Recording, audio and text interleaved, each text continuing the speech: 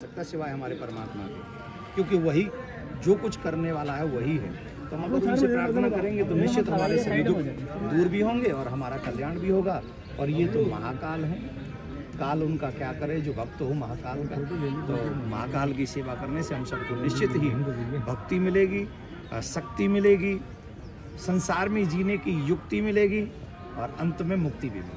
महाराज जी, मध्य प्रदेश सरकार ने गायों को सड़कों पर अगर दिखी तो उसके बाद 5,000 रुपये तक का जुर्माना बढ़ा दिया है, क्या कहना है इस पर? 5 नहीं 10,000 20,000 जितना भी बढ़ा सकें। मैं तो कहता हूँ जो गायों को छोड़ते हैं वो भी उतने ही अपराधी हैं जो जितने गाय की हत्या करने वाले।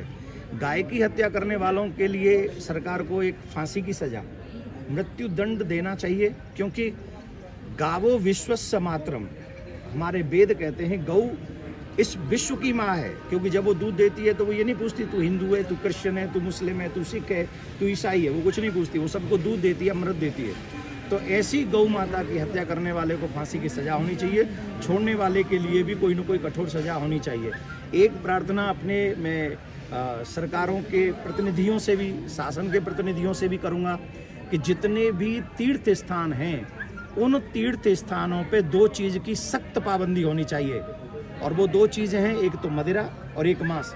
जहाँ भी हों, जैसे महाकाल है, उज्जैन नगरी है, इस भारत में तमाम ऐसे केदारनाथ, बद्रीनाथ इत्यादि, हमारे वृंदावन, मथुरा, अयोध्या, काशी, ऐसे तमाम तीर्थ स्थल हैं जहाँ हमारे देवी देवता प्रत्यक्ष रूप से विराजते हैं। लेकिन जिस जगह पर, जिस स्थान पर मदिरा और मांस मिलता है, उन देवताओं का देवत्व चला जाता है, उन तीर्थ स्थानों का महत्व समाप्त हो जाता है। इसलिए मैं प्रार्थना करूंगा प्रत्येक सरकार से, प्रदेश की सरकारों से और देश की सरकार से, आदरणीय मोदी जी से भी निवेदन करूंगा और ये प्रार्थना करूंगा कि जितने भी तीर्थ स्थान हैं, कम से कम उन तीर्थ स्थानों में हमको एक कार्य करना चाहिए कि कोई मदिरा नहीं मिलेगी, कोई मांस नहीं मिलेगा, और जो ऐसा कार्य करेगा, और वहाँ पीने का भी अधिकार नहीं होना चाहिए, उनको भी दंडनीय सजा कोई ना कोई अवश्य होनी चाहिए। और सनातनियों से भी मैं प्रार्थना करूंगा, हमारे और आपके पास में ये शायद आखिरी पीढ़ी होगी जिसके पास ये अधिकार है कि हम ये बात कहें कि हमारे देव स्थानों का देवत्व बचा रहे, उनकी महिमा बची रहे। इसके लिए हम सबको भी बढ़ चढ़ के ये बात कहनी चाहिए कि देवालयों में, तीर्थों में मदिरा और मांस नहीं मिलेगा। धन्यवाद। गोरखनाथ मंदिर में अभी आपने देव स्थानों को बचाने की बात की, गोरखनाथ मंदिर में भी हमला हुआ थोड़े दिन पहले, 2 दिन पहले।